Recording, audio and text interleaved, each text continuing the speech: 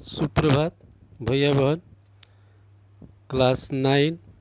मैं आचार्य अनूप कुमार पांडे।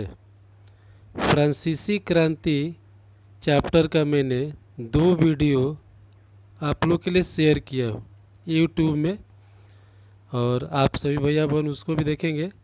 लेकिन आज मैं इस प्रकार आपके सामने हूँ ताकि पुस्तक में कुछ चित्र भी दिए गए हैं, उसको समझाने में सुविधा होगी। कल हम लोग फ्रांस एक संवैधानिक राजतंत्र बन गया, इस संबंध में जानकारी लिए थे। उसी में थोड़ी सी बात रह गई थी कि जब फ्रांस 1791 में एक संवैधानिक राजतंत्र बन गया तो उसमें चुनाव की जो प्रणाली थी, सर्वप्रथम नागरिक एक निर्वाचक समूह का चुनाव करते थे। तो जो लोग चुनाव में भाग लेने वाले थे, पूरी फ्रांस की जो आबादी थी 2.8 करोड़, उसमें 40 लाख लोग जो थे केवल सक्रिय नागरिक थे। सक्रिय नागरिक फ्रांस में उस समय उन्हीं लोगों को कहा गया है जो 25 वर्ष से अधिक उम्र के थे और जो 3 दिन की मजदूरी के बराबर कर चुकाने की हैसियत रखते थे। वैसे लोगों को ही मत देने का अधिकार था, बाकी लोग निष्क्रिय माने जाते थे। महिलाओं को मत देने का कोई अधिकार नहीं था। इसके बाद हम लोग इसमें कैसे संवैधानिक राजतंत्र बनने के बाद आप देखेंगे कि उस पृष्ठ पर एक तस्वीर दिया हुआ है कि विधायिका कार्यपालिका का चुनाव करती है, फिर न्यायपालिका को कैसे चुना जाता है। इसके लिए एक चित्र दिया गया, उसमें भी दिया गया कि निष्क्रिय नागरिक जिनको मत देने का अधिकार नहीं था, वैसे लगभग 30 लाख पुरुषों, महिलाओं, बच्चों और 25 वर्ष से कम उम्र वाले व्यक्तियों को यह अधिकार प्राप्त नहीं था। इसमें एक और बात बतलानी थी कि पुरुष एवं नागरिक अधिकार घोषणा पत्र जो जारी हुआ था, उसके अनुसार नैसर्गिक एवं आहरणीय अधिकार लोगों को प्राप्त हो गए। यानी कि नेशनल असेंबली के द्वारा प्रत्येक व्यक्ति को ये जन्म से ही अधिकार दिया गया।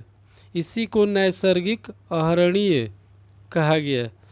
इसी में सोर्स ख एक देखिएगा, सोर्स ख में एक क्रांतिकारी पत्रकार जिया पाल मरा के संबंध में दिया हुआ है। आप उसको पढ़ेंगे कि उसने पुरुष एवं नागरिक अधिकार घोषणा पत्र के बारे में क्या कहा है। और सोर्स ग में दिया हुआ है कि पुरुष एवं नागरिक अधिकार के अंतर्गत किन किन चीज़ों को लागू किया गया था। उसमें जो कुछ महत्वपूर्ण थी वह सोर्स ग में दिया हुआ है, उसके बारे में आप जानेंगे। फिर आप अगले पृष्ठ पर कुछ राजनीतिक प्रतीकों के अर्थ समझाए गए हैं, जो कुछ सिंबल दिया गया है, चिन्ह दिया गया है बॉक्स 1 में। तो उसको भी देखेंगे कि उस चित्र का क्या मीनिंग है। सबसे पहले पेज पर है टूटी हुई जंजीर। इसका अर्थ होता है आज़ादी का प्रतीक।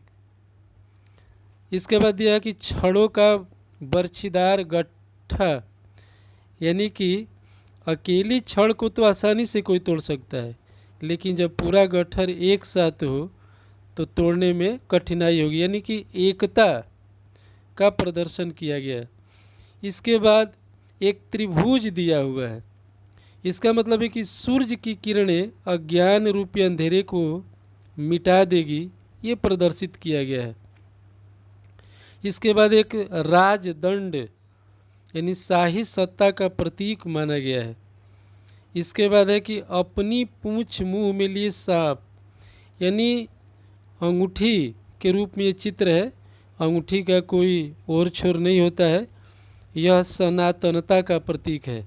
फिर अगले पेज पर एक दिया हुआ है लाल फ्राइजियन टोपी, यानी दासों द्वारा स्वतंत्र होने के बाद ये पहनी जाने वाली टोपी थी।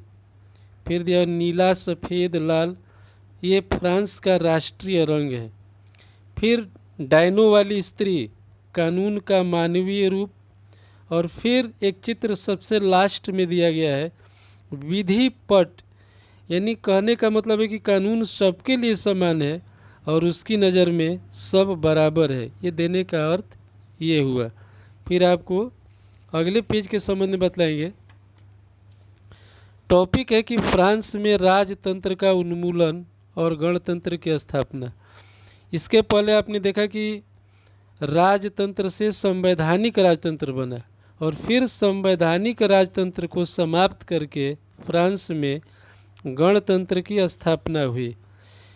तो इसके पहले अप्रैल 1792 में थर्ड स्टेट, जो कि नेशनल असेंबली के रूप में था, आप समझ सकते हैं कि लुई 16वां जो इतने दिनों तक राजा था और उसका शक्ति कम कर दिया गया, छीन लिया गया, तो राजा आसानी से चुप बैठने वाला नहीं था। उसने भी अपने पड़ोसी राष्ट्रों के साथ कुछ गुप्त समझौता किया और पड़ोसी राष्ट्र जैसे प्रसा है, ऑस्ट्रिया है, इन लोगों को भी लगा कि फ्रांस में जिस तरह से राजतंत्र समाप्त हो गया तो हमारे देश में भी ये स्थिति आ सकती है। इसलिए लुई 16वां को उन्होंने मदद करने की योजना बनाई। लेकिन इस गोपनीय बात का पता थर्ड स्टेट को यानी नेशनल असेंबली को लग गया, तो उन्होंने पहले ही प्रसा एवं ऑस्ट्रिया के खिलाफ युद्ध की घोषणा कर दी। फ्रांस में एक तरफ राजतंत्र के खिलाफ लोगों के द्वारा युद्ध किया गया, जिसमें एक कवि है रॉजेट द लाइल द्वारा रचित मार्सिले गीत, उस समय फ्रांस में काफ़ी लोकप्रिय हुआ था और लोग युद्ध के मोर्चे पर जाते थे तो इस मार्सिलेस गीत को वो गाते थे।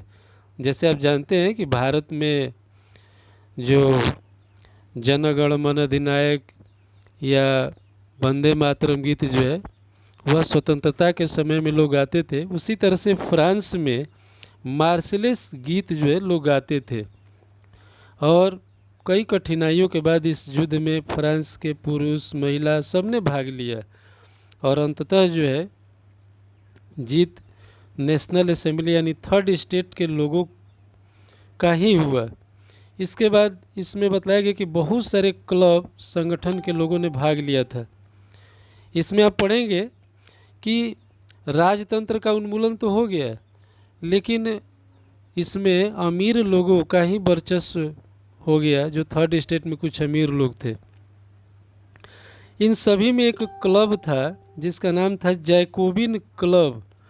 जैकोबिन क्लब जो है, जिसमें बहुत ही समाज के कमज़ोर वर्ग के लोग आते हैं, जैसे दुकानदार है, कारीगर है, जूता बनाने वाले, पेस्ट्री बनाने वाले, घड़ीसाज, नौकर, दिहाड़ी मजदूर, ये सभी जैकोबिन क्लब के सदस्य थे। और इसी जैकोबिन क्लब ने बढ़ चढ़ कर के भाग लिया इस युद्ध में, जो ऑस्ट्रिया और प्रसा के खिलाफ, राजा के खिलाफ जो युद्ध हुआ, जिसमें इन्हें सफलता मिली। और इस जैकोबिन क्लब का एक नेता था मैक्समिलियन रोबेस्पियर, जिनके नेतृत्व में लोगों ने युद्ध किया। इन लोग की एक अपनी अलग पहचान थी। आप देखेंगे कि पतलून पहने हुए जैकोबिनों को 100 कुलात के नाम से जाना जाता है। अगले पेज पर देखेंगे, संक्षिप्त में दिया हुआ है, जिसका शाब्दिक अर्थ होता है कि बिना घुटनने वाले। बिना घुटनने वाले का मतलब है कि वो जो नीचे पतलून जो पहनते थे उसमें नीचे तक पूरा होता था, घुटने के ऊपर नहीं होता था। घुटने से ऊपर जो पहनते थे वह अमीर लोग का पहनावा था। लेकिन जो जैकोबिन क्लब के सदस्य थे वो पूरा पतलून जो पहनते थे उसी को 100 कुलात के नाम से, यानी बिना घुटनने वाले के नाम से जाना जाता था। तो इस प्रकार 1792 की गर्मियों में जैकोबिनों ने खाद्य पदार्थ की महंगाई के प्रभाव से नाराज पेरिस वासियों को लेकर एक विशाल हिंसक विद्रोह किया, योजना बनाई और राजा के खिलाफ आंदोलन हुआ। राजा के रक्षकों को इन लोगों ने मार डाला। खुद राजा को भी जैकोबिन क्लब वालों ने बंदी बना लिया। बाद में असेंबली ने शाही परिवार को, नेशनल असेंबली जो थर्ड स्टेट से बना था, राजा को जेल में डाल दिया आंदोलन क्रम में, और नया चुनाव कराया गया। इस बार जो चुनाव हुआ इसमें 21 वर्ष से अधिक उम्र वाले सभी पुरुषों को, इसमें कोई बंधन नहीं था कि किसी के पास संपत्ति है कि नहीं, 3 दिन की मजदूरी दे सकता है कि नहीं, ऐसा कुछ भी नहीं था। हाँ, लेकिन महिलाओं को मत देने का अधिकार अभी भी नहीं मिला था। लेकिन 21 वर्ष से अधिक उम्र वाले सभी पुरुष को मत देने का अधिकार मिला।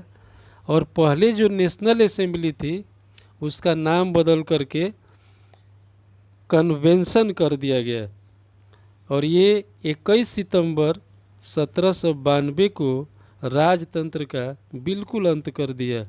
और इसी समय कहा जाता है कि फ्रांस जो है एक गणतांत्रिक राष्ट्र बन गया। पहले तो राजतंत्र से संवैधानिक राजतंत्र बना और फिर राजतंत्र समाप्त होने के बाद गणतंत्र की स्थापना हो गई। अर्थात गणतंत्र का मतलब होता है कि वंशानुगत राजशाही का अंत हो गया, चुनी हुई सरकार फ्रांस में आ गई।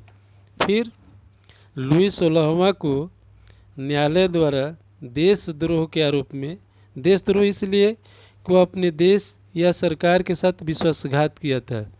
ऑस्ट्रिया के साथ, प्रसा के साथ जो गुप्त समझौता करके नेशनल असेंबली से लड़ने की जो योजना बनाई थी उसको चुनौती दिया था नेशनल असेंबली ने कि ये देशद्रोह है। इसी देशद्रोह के आरोप में न्यायालय द्वारा उसे मौत की सज़ा सुनाई गई। और लुई 16वां जो एक समय फ्रांस का राजा था उसे 21 जनवरी 1793 को प्लेस डी ला कॉन्कॉर्ड में सार्वजनिक रूप से फांसी दे दी गई, यानी राजा का अंत हो गया। राजा के अंत के बाद जो उसकी पत्नी थी मेरी एंतोइनेट, उसका भी अंत में वही हश्र हुआ, उसको भी फांसी दे दी गई। तो इस तरह से राजा और रानी का अंत हो गया और फ्रांस में एक गणतांत्रिक सरकार की स्थापना हो गई। और आज इस वीडियो में यहीं तक। कल जो है मैं इसके बाद जो जैकोबिन क्लब का मैक्सिमिलियन रोबेस्पियर था उसके शासन से हम शुरू करेंगे और कल जो है ये मेरा लास्ट वीडियो रहेगा। आज जितना बतलाया गया है आप घर पर भी पढ़ने का प्रयास करेंगे और यदि इसमें आपको कुछ पूछना होगा तो हमारे व्हाट्सएप पर भेज करके पूछ सकते हैं। थैंक्स।